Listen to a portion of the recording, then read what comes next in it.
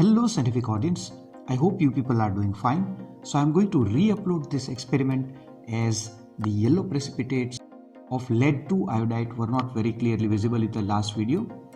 Very excellent demonstration for all the students of grade 7 to grade 12. Precipitation reaction is very well understood with the help of this demonstration. So we require lead-2 nitrate, which is a white color salt and perfectly soluble in water as all nitrate salts are. Potassium iodide is again white color compound and it is perfectly soluble in water as all potassium compounds are soluble in water. You should study solubility chart to understand more. I have taken some amount of water in a beaker, spatula, test tubes and test tube stand.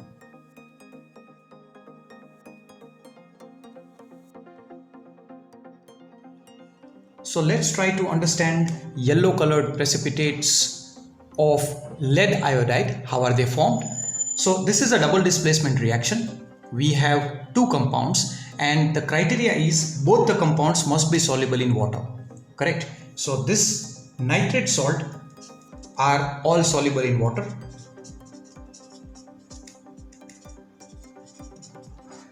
And all the salts of potassium are also soluble in water. So you need to just go through the solubility chart and try to understand from the solubility chart that all the nitrate salts as well as all the potassium compounds are soluble in water. So we are going to add some amount of these two salts into the water as you are going to see in the demonstration. Then these two are simply going to exchange their positive ions. So in lead nitrate, lead has valency +2, nitrate -1, potassium +1, iodide is -1. Now in double displacement reaction, both the positive ions, they simply get exchanged.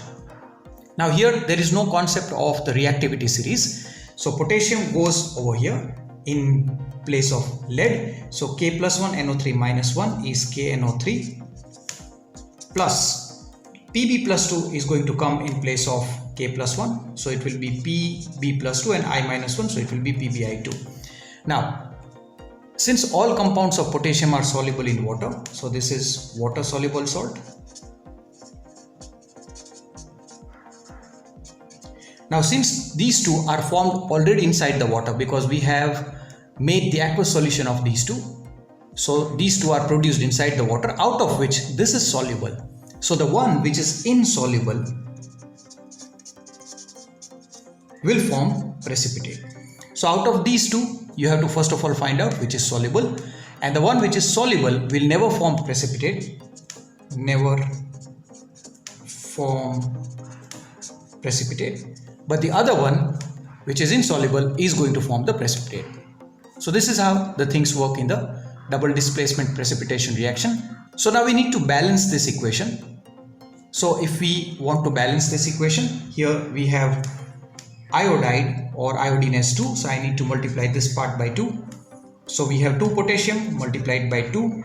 Now nitrate again becomes 2, nitrate becomes 2, lead 1, everything seems to be balanced. Now let's watch the demonstration. So now I'm going to take some amount of lead nitrate and potassium iodide into 2 test tubes with the help of the spatula.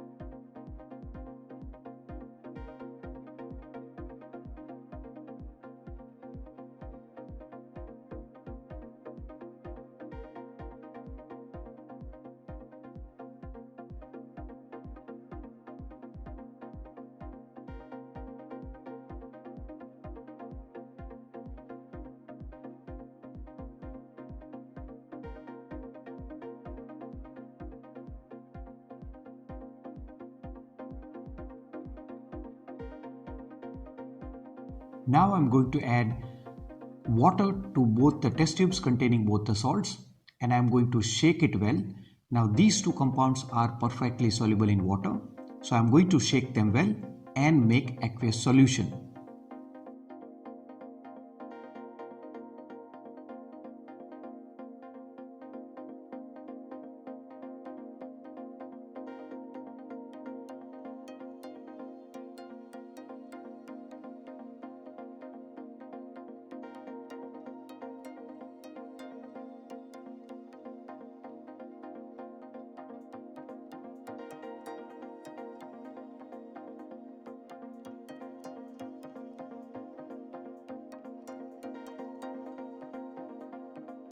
Now in a larger test tube, I'm going to add the clear solutions from the top and the magic would happen.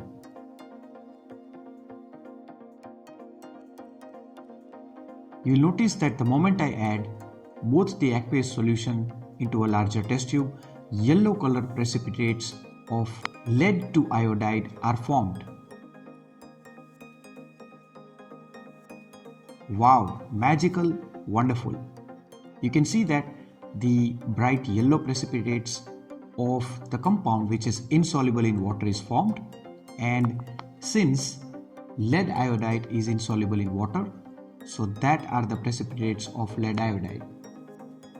Potassium nitrate is still soluble in water inside this particular solution. It's been over 15 minutes and the precipitates have clearly settled.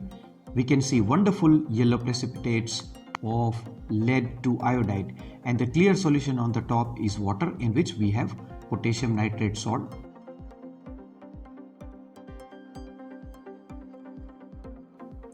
I am going to gently remove the water and the potassium nitrate salt, thus leaving behind the yellow precipitates of lead to iodide.